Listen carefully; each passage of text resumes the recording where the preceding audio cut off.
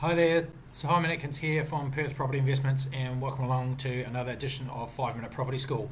So once again, I'm going to have to boogie here because I don't have much time, but compounding fortune is the name of today's game. So compounding is something that if you're going to be investing in property and you're going to do it properly, you have to absolutely take advantage of compounding.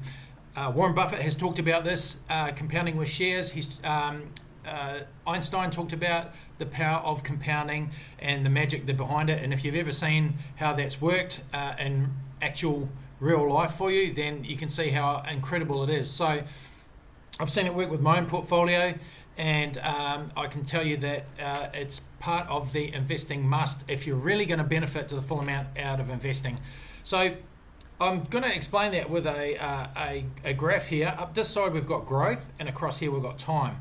So these would be the years, represent the years, 1, 2, 3, 4, 5, and let's say we go all the way down to about, 15 or 20 years, say. And then what we'll do is buy a property here. So let's say we're buying a property today. So what you can expect over time is this graph. The growth is fairly slow, regardless of the amount, because you've only got a small value. It might just be a $400,000 property, so that can only grow, even if you get 10 or 15% growth, 20%, it's only going to grow so much, isn't it, because the value of the property is only so much.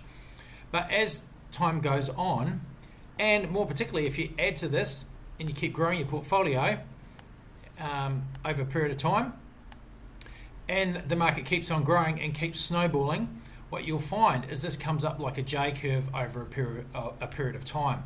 So like a snowball rolling down a hill, in the very first rotation that snowball only picks up a small amount of snow, but on the final rotation it picks up far more in that rotation than it did in the first, simply because of compounding. It didn't do anything more, it did the same amount of work, it was only one rotation, but picked up a lot more.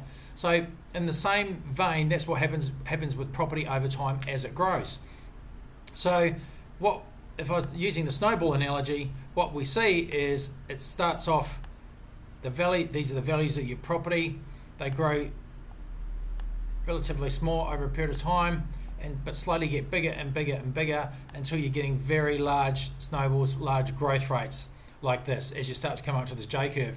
And it's in this area here where I was able to make around about $1 million in a year, just because of the size of my portfolio and the amount of growth on that particular year meant that that was the outcome that we got from that.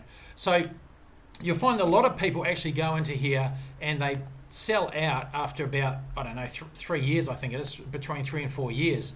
And it's for various different reasons, but you can see that by selling out there that you really haven't compounded, you haven't accessed compounding at all. So you're really leaving the best part of this whole process on the table.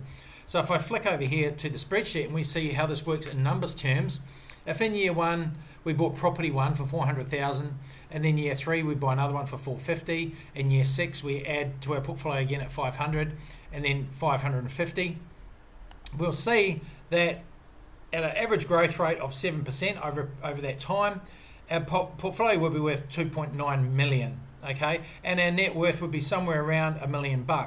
Now that's just for accumulating over a period of time. If we left that for another 5 years at the same growth rate, we would find that the $1 million net worth that it took us 10 years to get initially doubled, okay, so it only took us another 5 years to get what it took us 10 years to get there. So 10 years got us the first million, only 5 years got us the next million. And then it goes up another 1.5 million in the next 5 years. And again, as I say, that's just assuming the growth rate is 7% every single year. And I use that because that's the average rate over a period of time of around about 15 years or so, 15 to 20 years. Over a long period of time, that's what you'll average out. So that's how it works in real term in the money sense, and that's why you want to use compounding in time to get the maximum benefit that you can out of property. So you have to be patient, but this is not a second job. You just let it run in the background. Okay, I hope you got something out of that again, and if you'd like to have a phone chat with me or a consult, just click on the link below, and I'll be able to give you a free phone consult for 15 minutes, and then you can find out any questions or any grey areas that you might have, and we can have a chat and see if there's anything that we can do to help you out. All right, I hope you got something out of that again, and I hope you have a great day.